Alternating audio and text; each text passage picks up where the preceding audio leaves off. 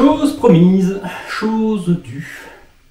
Il s'agit aujourd'hui de vous présenter le matériel de mon sac de 3 kg avec lequel j'ai fait la traversée de l'arc alpin en juillet-août l'année dernière, et puis de vous montrer des petites évolutions, des petites choses dont je me débarrasse pour l'avenir, des petites évolutions pour la suite, mais pour rester grosso modo dans le même système. Donc je vais vous présenter rapidement ce qui est là, je vous afficherai les poids, les articles, les prix d'achat, et vous ferez votre idée. J'essaie de vous expliquer aussi pourquoi j'ai fait certains choix plutôt que d'autres. Alors, premier chapitre, on va commencer par ce que je porte sur moi en permanence, donc tout ce qui n'est pas compté dans le poids du sac. On va commencer par les chaussures. Les chaussures, j'ai mis des années avant de trouver ce qui me convenait. C'est les Scarpa Mescalito KN pour knit tricoté, qui sont, il y a un autre modèle cuir qui est plus lourd. Celui-là, c'est le modèle le plus léger et forcément aéré, ventilé, avec des semelles hautes à l'intérieur. Ça aussi, c'est une combinaison que j'ai mis du temps à trouver pour résoudre mes problèmes à l'origine de tendinite, du talon d'Achille, et ensuite de périostite. Effectivement, avec les semelles, ça a changé mon existence. Donc, ça, ce sont les chaussures. Chaussettes, eh ben, je suis un abonné au X-Sox, donc c'est le modèle, les modèles Run Discovery. C'est juste increvable. Alors autant avec les chaussures, je fais en gros 1000 km de montagne avec une paire. Là, la paire que vous voyez, elle en est à 1500 km. Et pas un trou, quoi. J'ai une paire que j'ai déjà amenée à 2500 km de distance avant qu'elle se déchire. Donc en fait, c'est juste increvable. Ensuite, j'ai un short. Je marche en short, Under Armour. Under Armour, les Heat Gear, donc plutôt pour le temps chaud, pour vraiment pouvoir transpirer, respirer à travers ça. C'est monstrueusement léger. C'est un effet seconde peau quand on le porte que j'apprécie beaucoup. Je marche quasiment toujours jambes nues. Avec les affaires dans le sac que j'ai une alternative en cas de temps vraiment froid, vraiment dégradé. Donc je marche en short avec ça. Même catégorie, c'est le t-shirt, pareil, Under Armour, Heat Gear, même caractéristique, même matériaux, effet seconde peau, respiration formidable avec ça, et pareil, légèreté sans comparaison. Un tour de cou, alors là n'importe quoi fait l'affaire. Donc là c'est un tour de cou, c'est un goodie d'une marque de pneumatique bien connue. Mais c'est le tour de cou, c'est forcément c'est l'outil indispensable. Je ne vais pas pouvoir faire la liste de tous ces usages. C'est un tour de cou, c'est un bandana, c'est une cagoule, c'est un bonnet, c'est un chiffon pour attraper une popote brûlante, c'est une serviette de bain.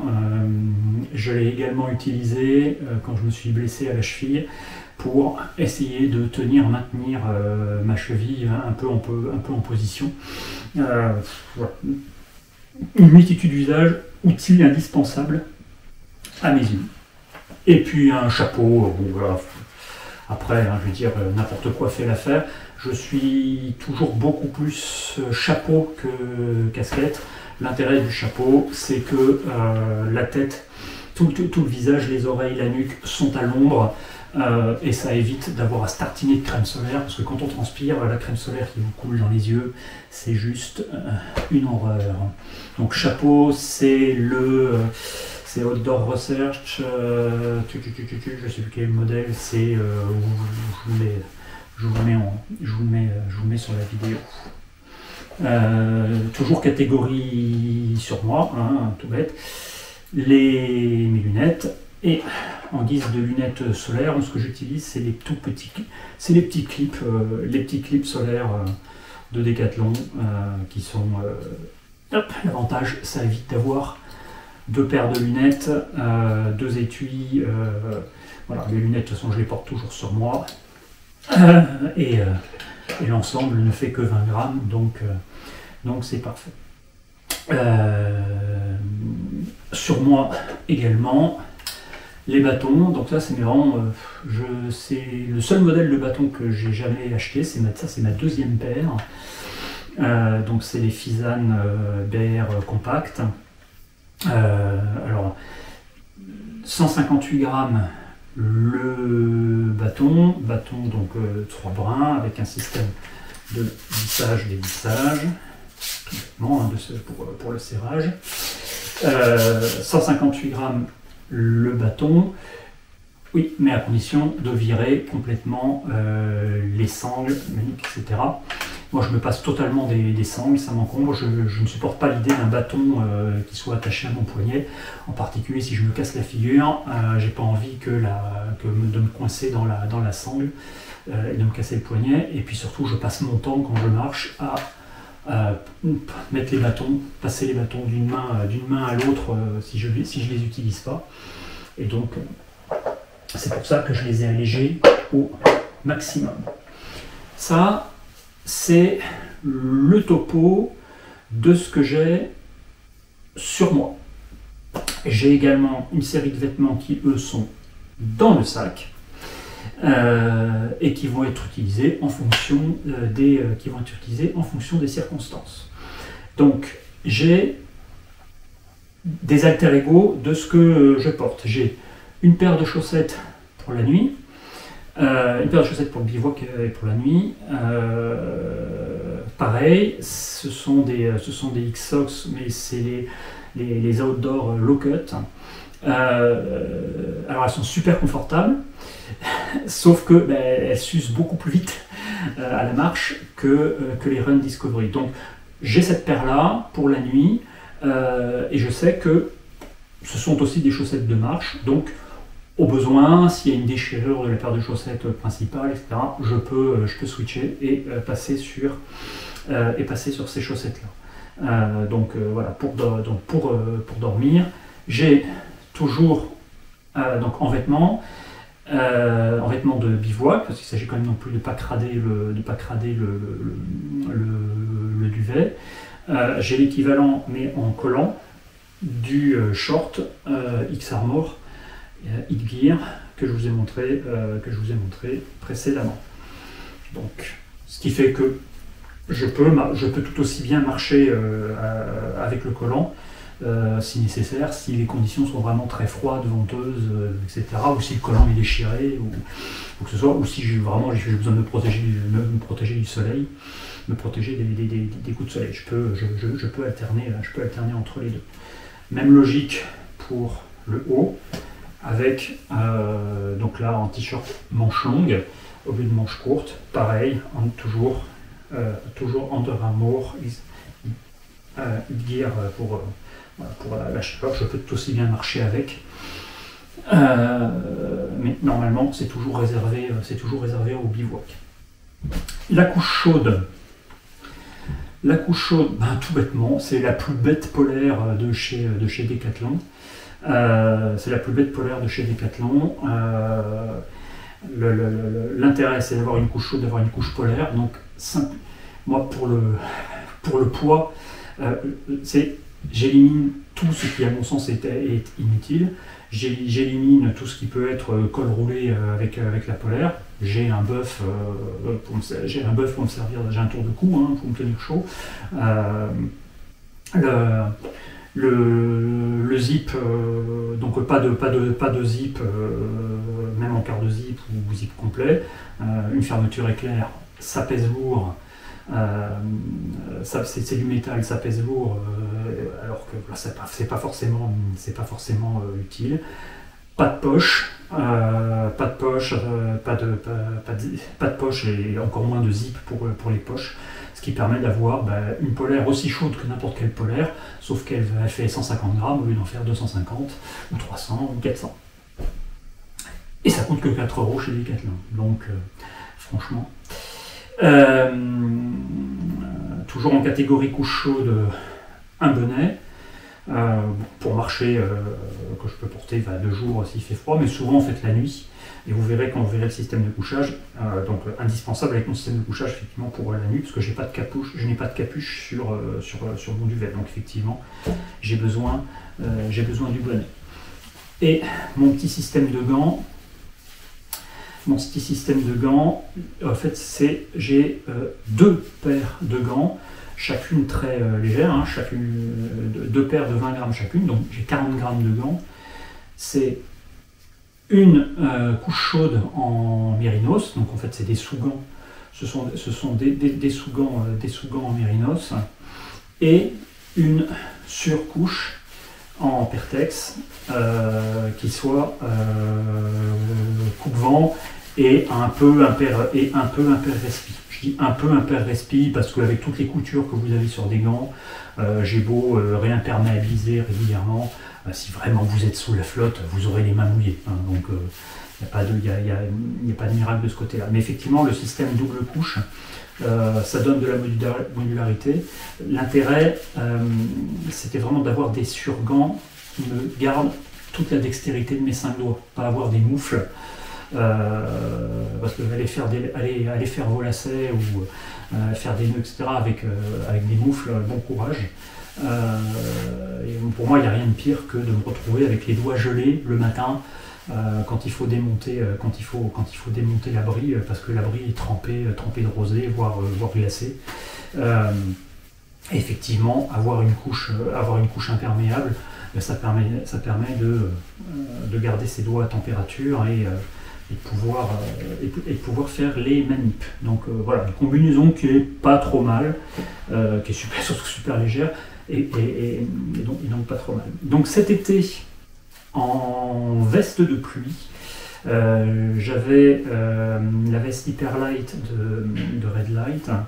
Alors c'est une veste incroyablement légère, 85 grammes, avec une membrane que je connaissais pas, que j'ai découvert. Donc ça a vraiment été un test, ça a vraiment été une expérimentation. 85 grammes pour cette veste-là, vous avez vu la compacité. Bon, j'ai fait, il y a 2 erreurs que j'ai fait avec ça. L'erreur, c'est que je l'ai prise une taille trop basse. Je fais de la taille M, mais quand on a des vêtements, notamment la polaire par dessous, j'aurais mieux fait de la prendre en taille L, parce que le résultat, avec la taille, j'ai passé mon temps à tirer dessus parce que c'était court à la taille, et à force de tirer dessus, ce tissu hyper fin a fini par craquer, par se déchirer. Alors j'ai rattrapé ça avec des bouts de scotch, de duct tape, etc. Donc la recommandation, c'est qu'il vaut mieux prendre une veste une taille au-dessus. Ça a été une erreur de ma part. Et c'est vrai que bon, alors c'est le côté impair-respi est absolument bluffant. Pour un matériau comme celui-là, je vous laisserai aller voir sur le site du fabricant le pourquoi du comment. Mais bon, effectivement, la durabilité est quand même un peu plus douteuse. Est un peu plus douteuse avec des membranes aussi, une membrane aussi fine. Mais par contre, la performance est juste bluffante. Bon, c'est plus des tenues de trail qu'autre chose. Donc, celle-là, forcément, elle est naze. Donc, je la remplace pour la suite par une autre veste Red Light, également la membrane MP+, mais plus costaud, pratiquement 2 fois plus lourde. 160 grammes au lieu de 165 grammes au lieu de 85. Donc a priori elle est un peu plus résistante et les performances notamment de respirabilité sont juste incroyables. Bon, c'est quasiment mon unique dépense de matériel léger cette année, donc j'ai mis le prix. Ça vaut voilà. Ça vaut bonbon, mais voilà. Donc cette fois-ci je l'ai prise en taille L et ça m'ira beaucoup mieux. Donc voilà pour les vêtements sur moi, les vêtements dans le sac. Donc maintenant c'est le système de couchage. Donc je vous ferai une vidéo en extérieur pour vous représenter à quoi ça ressemble. Mon système de couchage, il se bâtit comment? Abri et système de couchage. Donc, le premier, c'est l'abri, typique de Piulou. Donc, c'est une forme, le Piulou de typique, pardon. C'est une forme de demi-tipi que j'aime beaucoup. L'avantage surtout, c'est que c'est un tissu, le Silpoli, en 15 deniers, donc d'abord très léger, mais surtout c'est un tissu qui ne se distend absolument pas à la pluie. Donc votre abri reste formé, même sous la pluie, ne s'affaisse pas pour battre ensuite au vent. Une fois qu'il est posé, tendu, dressé donc sur le bâton de marche, je vous assure, ça ne bouge pas. Donc je vous en montrerai des images. Et forcément, c'est incroyablement léger puisque ça fait 280 grammes. Sous l'abri, donc l'abri, ce n'est qu'une toile, c'est une toile avec deux portes. Mais sous l'abri, c'est une protection au sol, c'est une bâche de polycry. Donc c'est une toile de polycryo. Voilà, c'est une toile plastique résistante à la perforation. Forcément, vous avez toujours des petits accros qui vont se faire malgré tout. Donc vous voyez, régulièrement, j'ai des petits bouts de scotch, de duct tape pour entretenir la toile et éviter que une déchirure qui se forme ne se propage. Donc j'ai fait une quarantaine de bivouacs avec cet abri cet été, avec cette toile cet été, et elle va continuer à me durer. C'est beaucoup plus durable que ce qu'on imagine, pourvu qu'on fasse un petit peu attention. Donc ça permet de se protéger de l'humidité du sol, ça évite de se crader dans la boue, etc. Et puis tous les petits insectes. Donc là-dessus, qu'est-ce que je vais poser? Je vais mettre au sol un petit complément d'isolation. C'est juste un bout de matelas mousse d'Arkmat, l'Arkmat 127 proposé par Arclight. Donc juste un petit bout de 80 cm que je vais mettre en général sous les jambes, ou alors sous le torse. Pour apporter un peu plus d'isolation, thermique.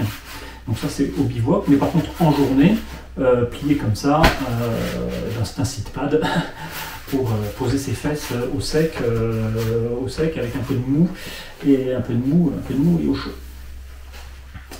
Là-dessus, j'ai un matelas gonflable, donc le Climate Inertia.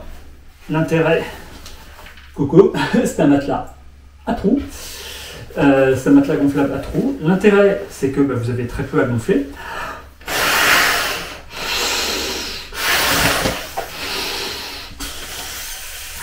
Voilà, soufflez 3 fois, c'est gonflé. Donc vous imaginez, par rapport à quelqu'un qui a un matelas complet pour de 2 mètres de long, avec toute la largeur, sans les trous, il est à bout de souffle tous les soirs au bivouac. Donc ça, effectivement, c'est très facile à gonfler. L'intérêt, c'est que voilà, ça va vous supporter la tête, les épaules, les fesses. Les jambes, elles n'ont pas besoin de support. Et l'intérêt, c'est que votre duvet va pouvoir gonfler dans les trous et vous fournir l'isolation thermique dans ces trous-là. Donc ça vous permet d'avoir un matelas plus léger et de mieux utiliser le duvet qui se trouve en dessous de vous et qu'autrement vous écrasez. Donc j'ai trouvé l'idée plutôt intelligente en termes d'optimisation du poids que l'on porte. Et c'est pour ça que maintenant ça fait 3 ans que je marche avec ce type de matelas et j'en suis très content. Alors effectivement, hein, c'est pas un matelas de 7 ou 8 cm d'épaisseur, 2 mètres de long, etc. Hein, donc c'est sur un sol gelé, vous avez quand même le froid qui va passer. C'est un matelas dont il est plutôt recommandé de le mettre à l'intérieur du duvet pour que vraiment le gonflant du duvet puisse se faire dans les trous, plutôt que sous le duvet. Voilà. Bon, après, je fais les deux, je ressens pas de différence, particulière.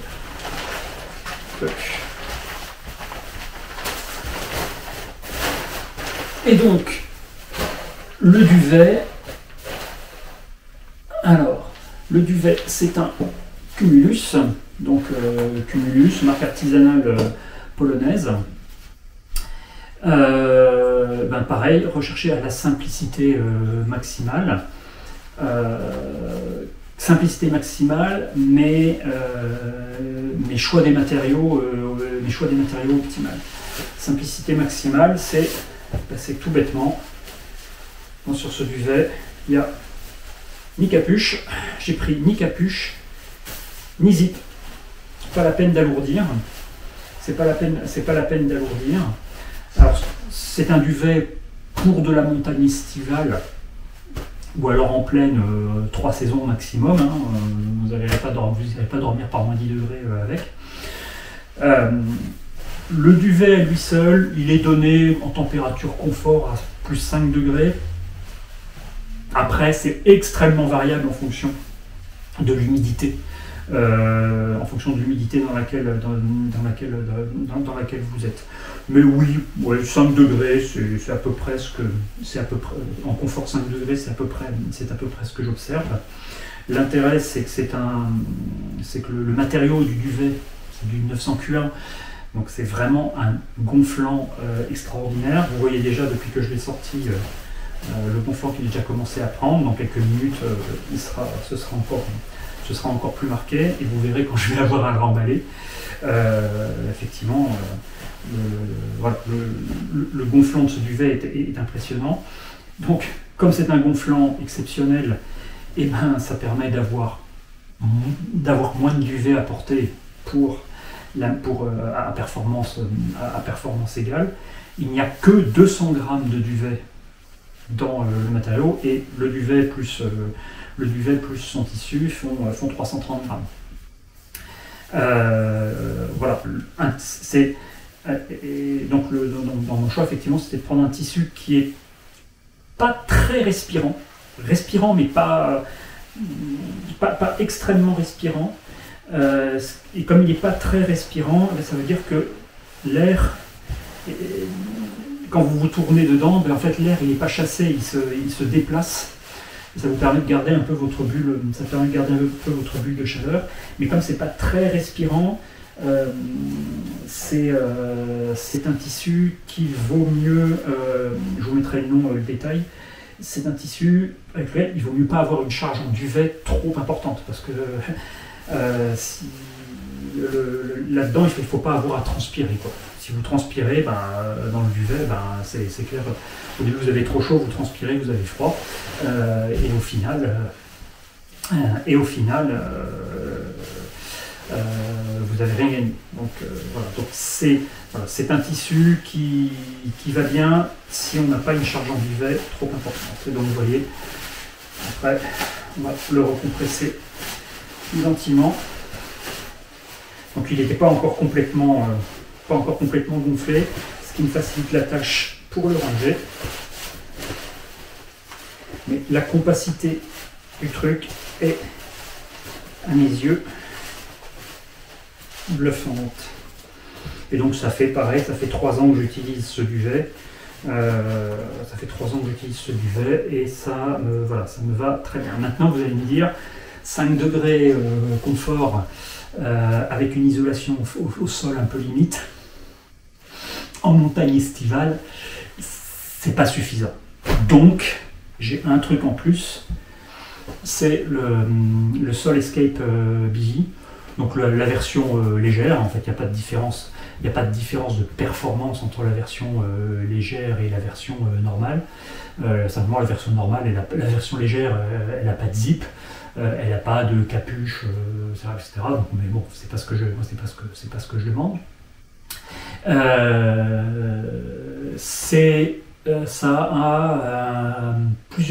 Ça a plusieurs usages. C'est un sursac. Vous vous glissez dedans avec votre duvet.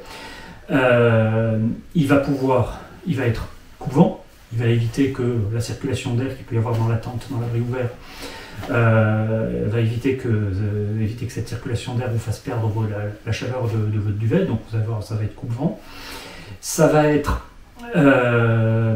c'est respirant, donc vous n'allez pas avoir de condensation à l'intérieur. Je n'ai que très rarement eu de la condensation à l'intérieur de ce bivy. Très légèrement au pied, voilà, c'est tout. C'est vraiment très respirant. Également, c'est imperméable, c'est-à-dire que l'humidité extérieure, vous avez un gros orage avec des bourrasques et vous avez un peu un effet de brumisateur qui passe dans la tente. Cette eau, elle va être arrêtée. Elle va être arrêtée par le sursac et vous n'allez pas, elle va pas venir mouiller votre duvet. Donc ça, c'est le premier usage. Et si vous l'utilisez en sursac, il y aura un très léger apport thermique, peut-être 1 degré, mais en fait c'est un apport thermique, c'est plutôt lié à l'effet couvant, mais ça va améliorer un tout petit peu la performance du duvet. Vous avez une autre utilisation, c'est de l'utiliser en drap de sac. Donc vous dormez dans le Sol Escape et vous vous glissez avec dans le duvet. L'intérieur est aluminisé et, principe d'une couverture de survie, il vous renvoie votre chaleur. Dans cette utilisation-là, vous allez gagner, selon les circonstances, selon le taux d'humidité, selon machin, etc., vous allez gagner j'estime qu'on gagne 3-4 degrés, pas plus. Il y en a qui disent 10, je ne suis pas du tout d'accord. Vous allez gagner 3-4 degrés. Ce qui fait qu'avec ça, mon duvet confort 5 degrés, eh bien, il devient confort à 1 ou 2 degrés. Et donc là, effectivement, pour des nuits d'été en montagne, avec en plus le complément des vêtements que je peux enfiler, des bouillottes que je peux me faire, etc. Les conditions que je peux rencontrer en été en montagne, il peut faire froid, je peux les affronter. J'ai passé quelques nuits qui sont, on va dire, pas confortables, mais dans lesquelles j'ai toujours resté en sécurité grâce à ces éléments. Et l'avantage, c'est que ça permet d'avoir un couchage modulaire. Je peux jongler entre mes 2 matelas dans la disposition que je leur donne. Je peux jongler avec le sursac par-dessus, en l'utilisant en drap de sac. Il m'est même arrivé, dans des nuits très chaudes, très douces, il m'est arrivé de ne pas dormir dans le duvet et de ne dormir que dans le bivy. Dans le bivy, allez, les nuits sont confortables si elles ne descendent pas en dessous de 10, 11, 12 degrés. Voilà. Donc c'est vraiment pour des nuits chaudes, des nuits chaudes et douces à basse altitude. Qu'est-ce que je vous ai pas décrit dans le couchage? Ah bah oui, les piquets, tout bêtement, les piquets de la tente. J'oubliais. Les piquets de la tente, j'en trimballe, j'en ai mis juste le nécessaire. J'ai 2 types de piquets. J'ai des piquets titane fins de 6 grammes, de 6 grammes chacun pour planter, voilà, pour piquer tous les coins de la tente. Il y a par contre 2 piquets que j'appelle des piquets de force, ceux qui vont être de part et d'autre du bâton qui soutient la tente, qui eux vont être des piquets, qui eux sont des piquets un petit peu plus gros, qui font 8 grammes, qui sont plus épais, qui sont vraiment avec les piquets de force et qui vont faire la résistance la résistance au vent. La forme en tipi, du Tipeee là, sur un unique bâton lui donne une résistance au vent absolument excellente. Voilà pour le système de couchage. Donc je ne change rien à part le renouveau. Voilà, je renouvelle juste le Sol Escape Bivy. Ça faisait 3 ans que je l'utilisais. Il commençait à être un peu déchiré ici et là.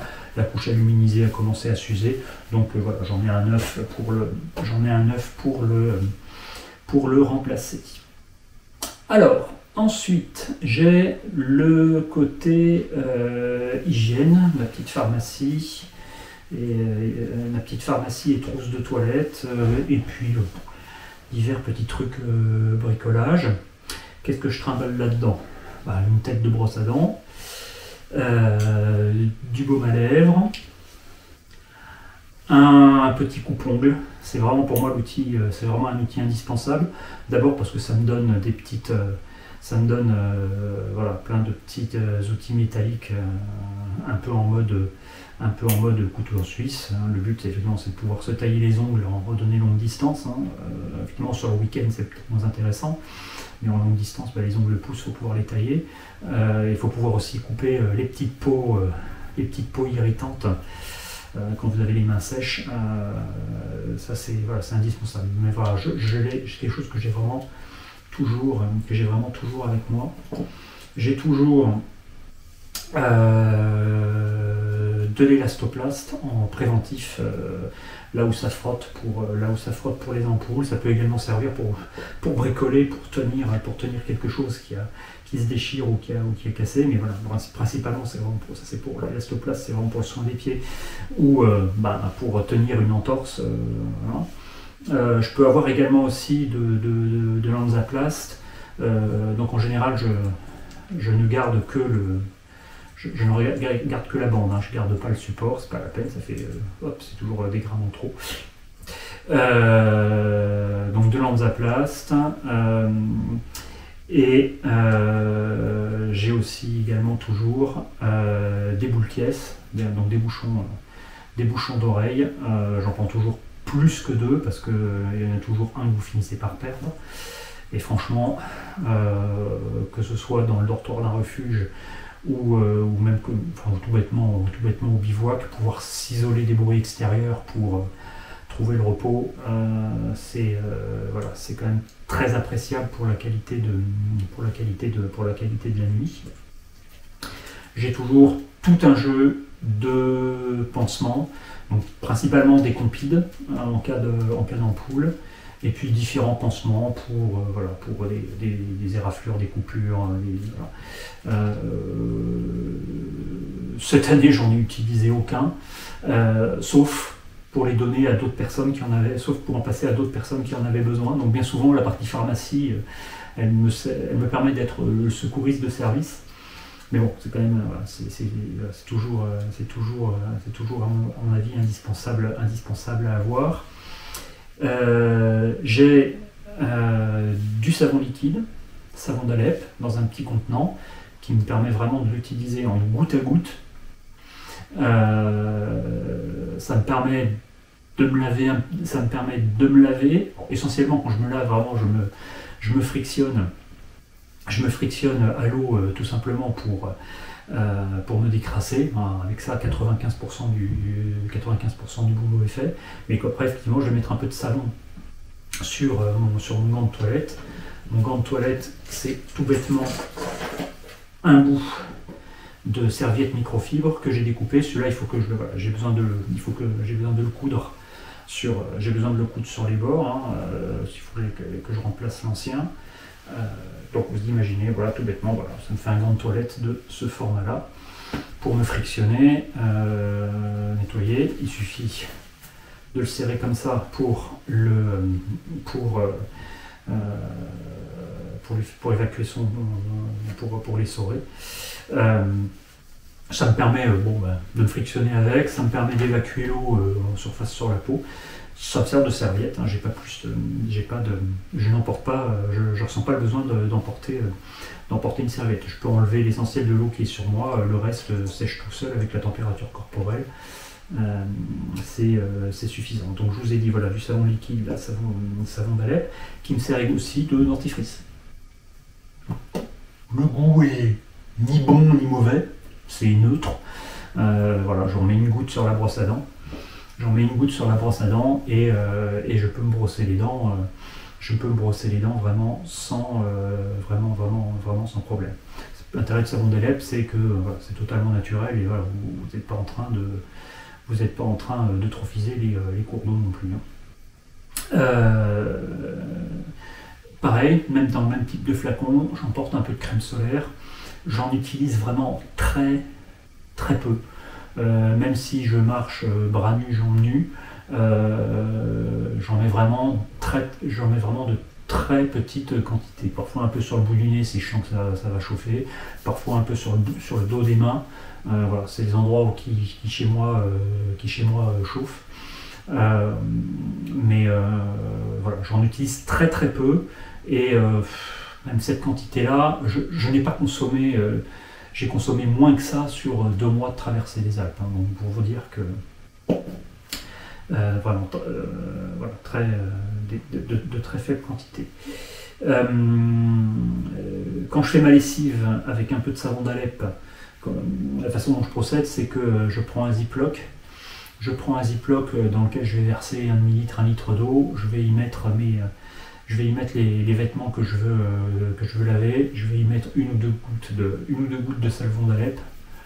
Je vais malaxer le tout. Ça va quand même pas mal enlever les odeurs.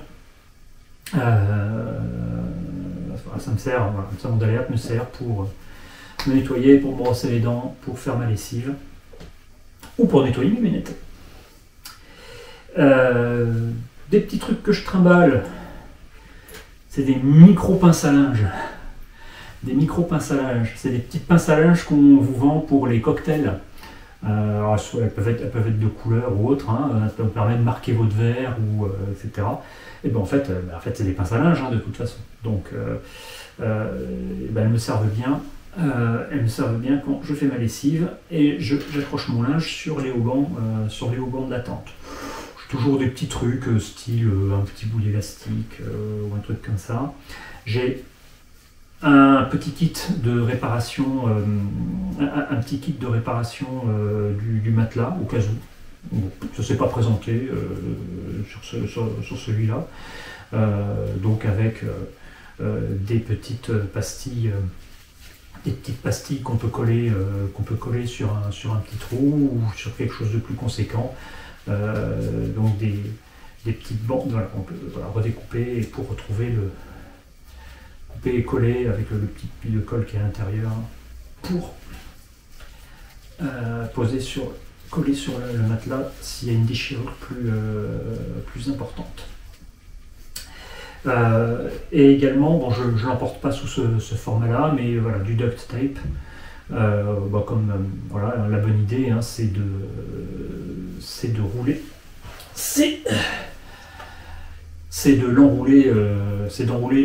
une petite quantité de duct tape sur un bâton, plutôt que de trimballer un gros rouleau. Et comme ça, vous avez votre petite quantité pour les réparations. Ensuite, continuons. Donc, côté popote, cuisine, hydratation, voilà, pour la bouffe, mon sac à bouffe, hein, c'est un bête sac plastique, un peu costaud, mais bon, celui-là me dure depuis une éternité. Et pour conditionner dedans la nourriture, j'ai... Enfin, pas que pour la nourriture d'ailleurs, J'ai tout un assortiment de Ziploc. Donc, vous avez les Ziploc congélation, dans lequel je vais mettre des graines, je vais mettre des fruits secs, je vais mettre de la semoule, etc. Il y a aussi un truc, vous voyez, c'est les grands Ziploc de fromage râpé. Vous trouvez, que finalement je trouve super utile, parce que mine de rien, ça ferme plutôt bien. Ça ferme plutôt bien, vous en avez de différentes dimensions. C'est très costaud, plus costaud que les Ziploc congélation. Donc il y en a un qui me sert de poubelle et l'autre qui me sert de machine à laver. Je vous ai décrit tout à l'heure, hein, voilà, de mettre la lessive dans le Ziploc avec de l'eau. Et avec 2 gouttes de savon d'Alep, vous pouvez malaxer votre linge et en sortir quelque chose de raisonnablement propre. Donc voilà, tout un assortiment.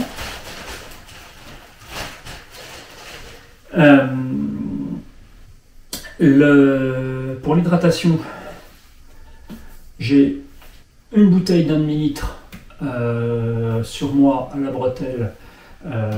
Pour boire au quotidien, là, dans la journée. Et une grande platypus de 2,4 litres. Quand il y a des sections sans eau sur lesquelles il faut prendre un peu de réserve, ou en préparation en amont du bivouac s'il n'y a pas l'eau courante au bivouac. Donc entre les 2,4 litres qui sont là et les demi-litres qui sont ici, je peux prendre jusqu'à 2 litres, jusqu'à presque 3 litres. Ce qui est largement suffisant dans nos contrées. Et puis le filtre Sawyer Source, l'intérêt c'est qu'il puisse visser sur la bouteille tout comme sur la platypus. Je fais attention de toute façon à l'eau que je prends. Hein. Il m'est encore jamais arrivé d'avoir à prendre l'eau d'une marque Roupi dans nos contrées. Mais bon, parfois quand on a un doute, le filtre est quand même sympa. Je me rapproche de la partie cuisine. Dans les petits contenants cuisine, je vous ai présenté les Ziploc. Mais pareil, j'ai aussi des petits, j'ai des petits contenants de ce type-là pour mettre un peu des condiments, des sauces. Quand il s'agit de donner du goût à la semoule, effectivement, c'est pas mal d'avoir une sauce un peu goûtue. Ça peut être sympa. Et j'ai ma popote, donc avec un système à l'alcool. Donc ça, c'est mon contenant d'alcool, 250 ml. C'est ma popote. Elle tient dans 2 fonds de bouteilles de lait emboîtés l'un dans l'autre. Donc valeur, coût 0. Voilà, 2 fonds de bouteilles de lait qui me servent de gamelle, de gobelet, de tasse à café. J'ai, là vous voyez, hop, une dosette de café. J'ai un couteau, opinet numéro 3, 7 grammes, en réfléchissant bien à la fonction couper. Qu'est-ce que j'ai à couper quand je randonne? Je ne vais pas abattre des arbres. Tout ce que j'ai à couper, c'est un bout de fromage, un bout de saucisson, ou parfois un bout de ficelle. C'est jamais plus méchant que ça. Et ben donc finalement, il n'y a pas besoin d'une lame plus, grosse. Il n'y a pas d'une lame plus grosse que ça. L'avantage, c'est que c'est pas du tout encombrant et c'est hyper coupant. Un briquet.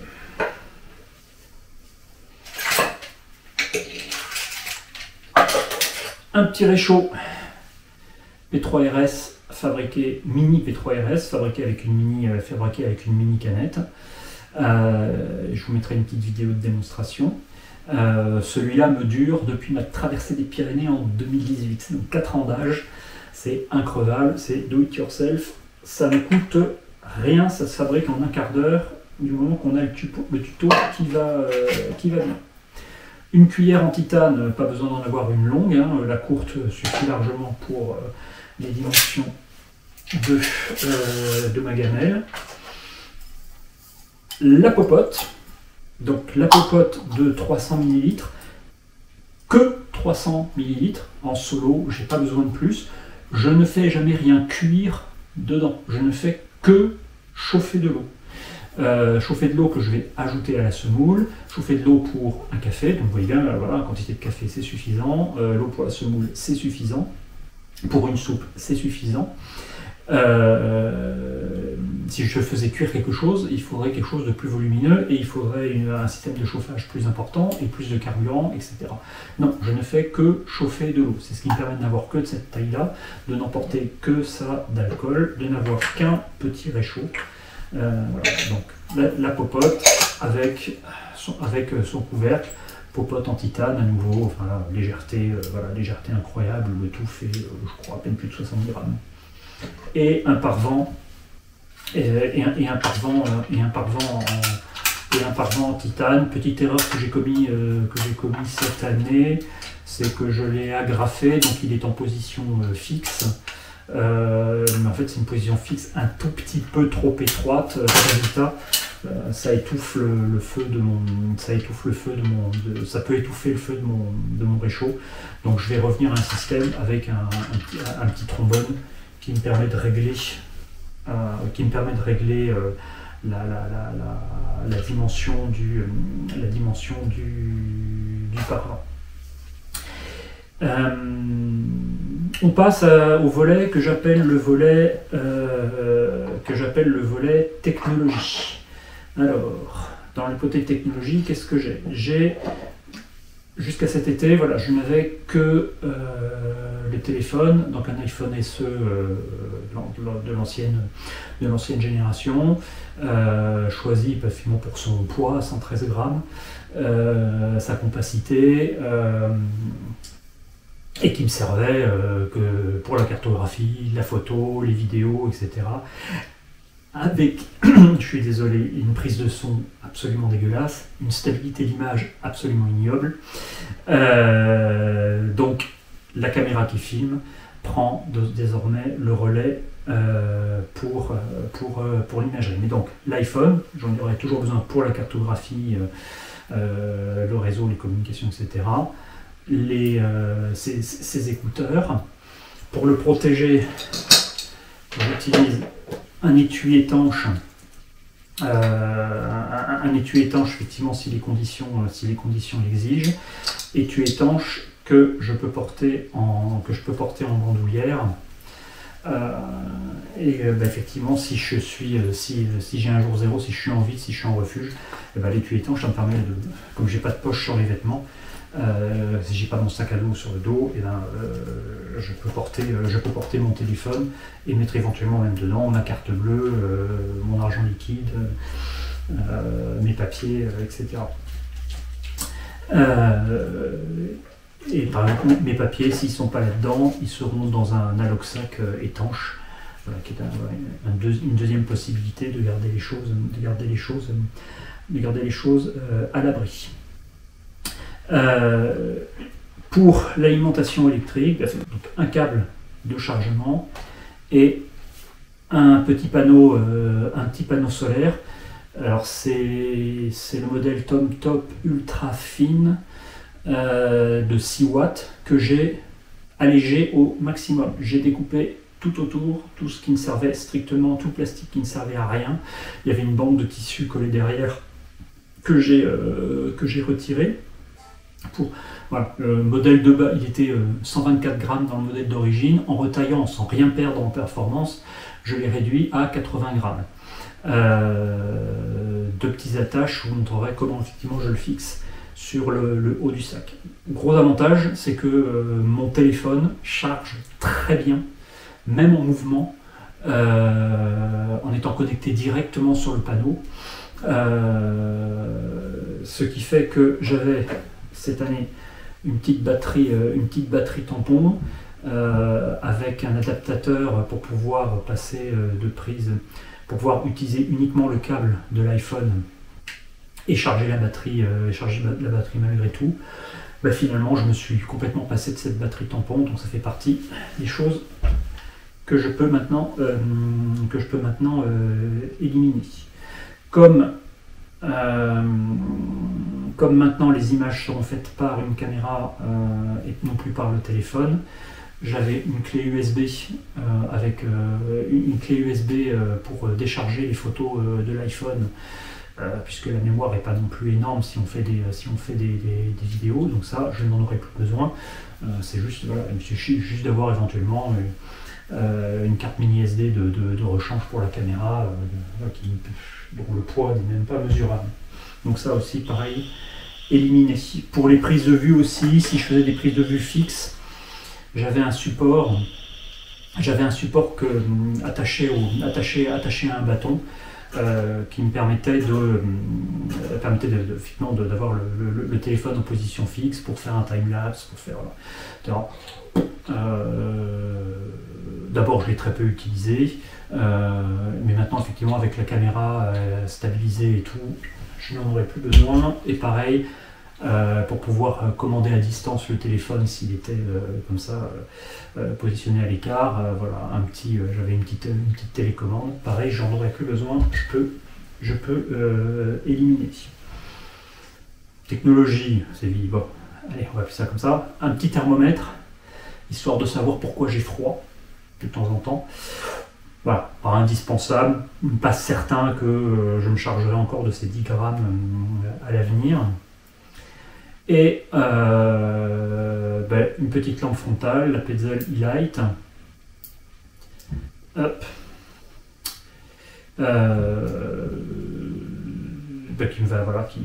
Qui va très bien avec le serre-tête modifié pour y mettre juste un élastique bien suffisant. Ça pèse 20 grammes. Ça pèse 20 grammes et c'est parfait. Et pour toute l'électronique, pour l'abriter, j'avais un petit sachet comme ça, mais voilà, si toute cette électronique est supprimée, j'en aurai plus besoin non plus. Voilà pour la présentation de tout ce qui est là. Il y a ensuite le sac à dos, c'est ce que vous attendiez. Le sac à dos, c'est par Atelier Longue Distance, l'ami Jason,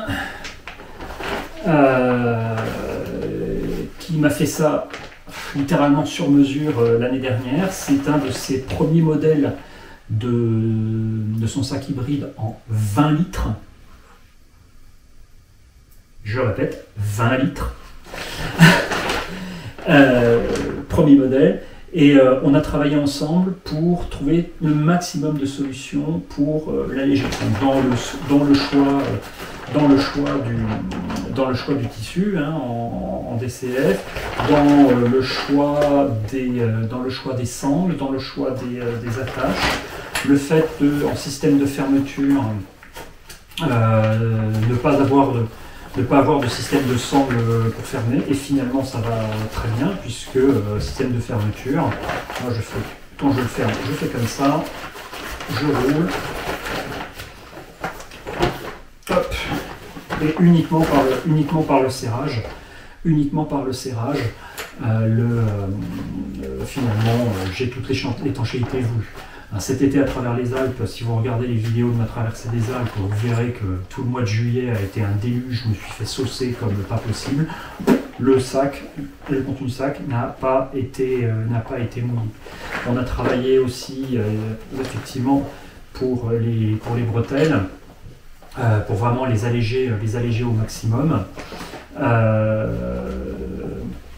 Vraiment les alléger au maximum avec ce mesh renforcé en une seule couche qui vraiment est très respirant. Alors attention, hein, c'est possible d'avoir des bretelles allégées à ce point-là parce que le contenu du sac est très léger. avec 3 kg de poids de base, plus l'eau et la nourriture, en moyenne, je portais 5-6 kg. Dans les quelques mois où j'ai eu des ravitaillements importants et où il a fallu que je porte 3 litres d'eau, je suis monté jusqu'à des 9 kg. Là, ça commence à tirer sur les épaules, et faire un petit peu mal. Donc c'est fait vraiment si on est vraiment léger. Et là, effectivement, si on est vraiment léger, avec 5, 6, 7 kg à porter, le confort est génial. Parce que le concept, c'est quand même celui de mélanger le sac à dos de randonnée et le gilet de trail. Donc en fait, c'est un gilet avec un format de sac à dos. C'est vraiment fait pour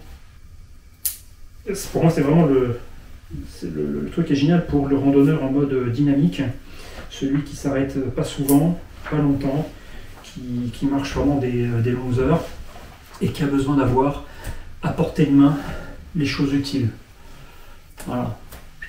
La bouteille d'eau ici, le téléphone là, et savoir la lampe frontale par là, les écouteurs, un câble par ici, etc. Alors, vous avez vraiment 4 poches sur les devants qui permettent vraiment de stocker déjà pas mal de choses et donc donner du volume supplémentaire en fait par rapport aux 20 litres aux 20 litres intérieurs. Petite erreur que j'ai faite à force pour alléger à mort, j'avais pas souhaité prendre de poche de fond que je n'utilise pas moi quand je marche, mais la poche de fond a quand même un intérêt, c'est de protéger le fond du sac quand on le pose par terre.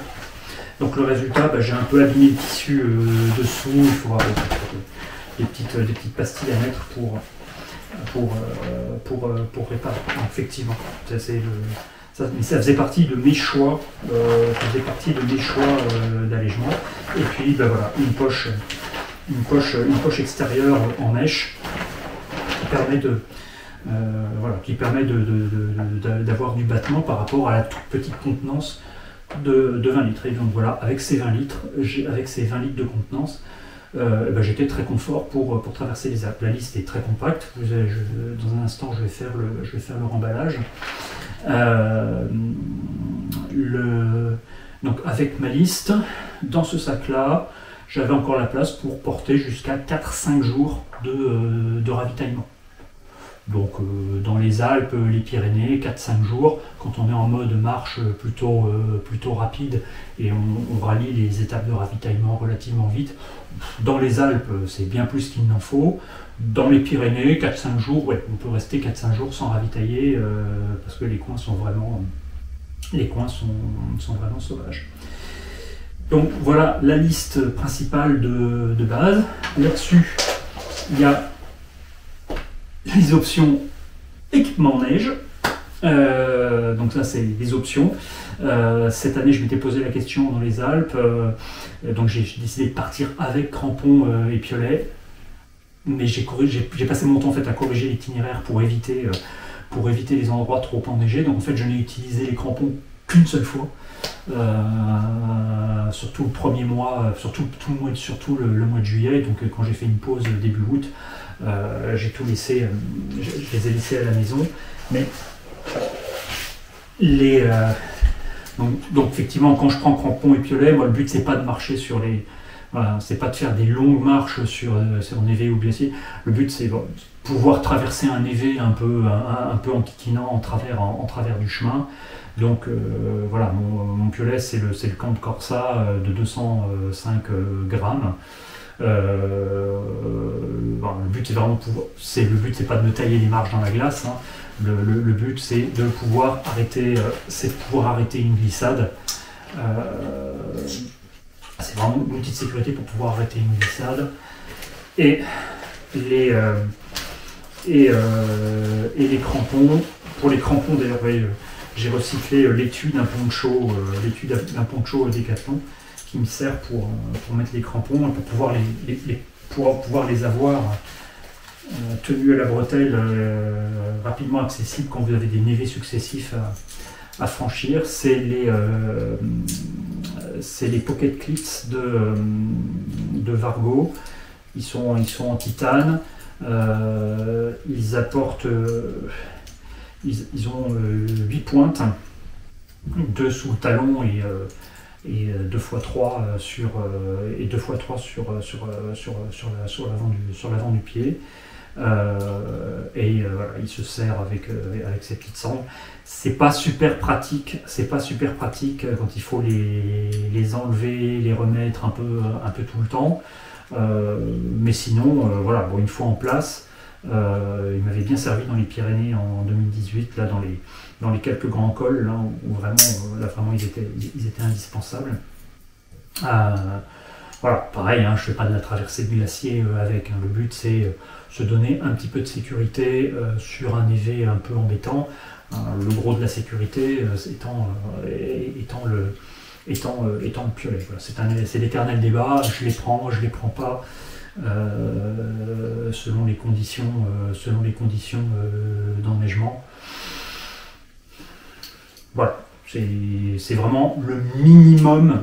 C'est vraiment le minimum pour affronter un peu de neige sur le chemin. Voilà la liste. Et bien maintenant, on va passer en remballage.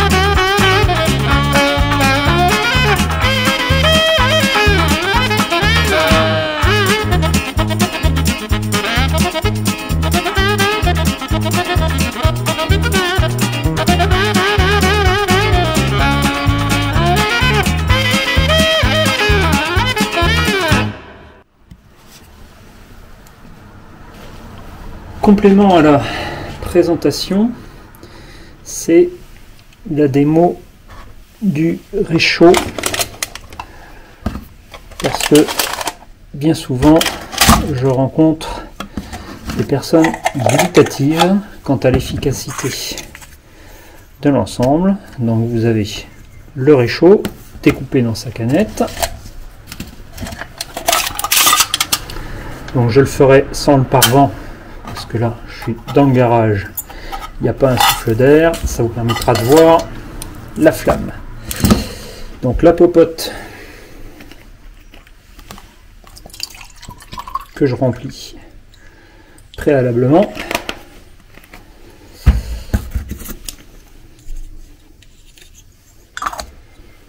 Voilà, donc il s'agit de mettre un peu d'alcool à brûler.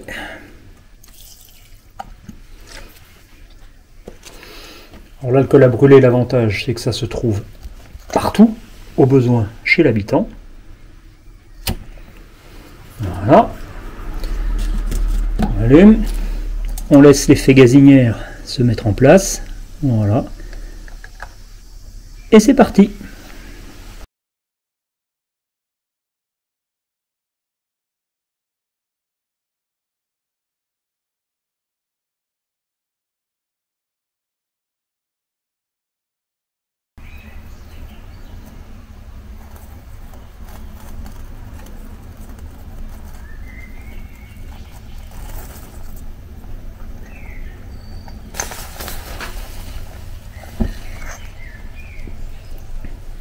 Et voilà.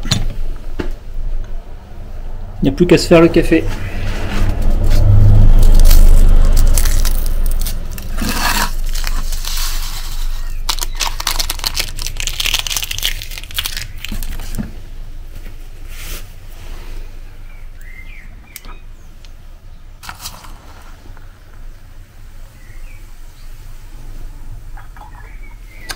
Il n'y a pas de plus grand plaisir que de partager un café sur le chemin.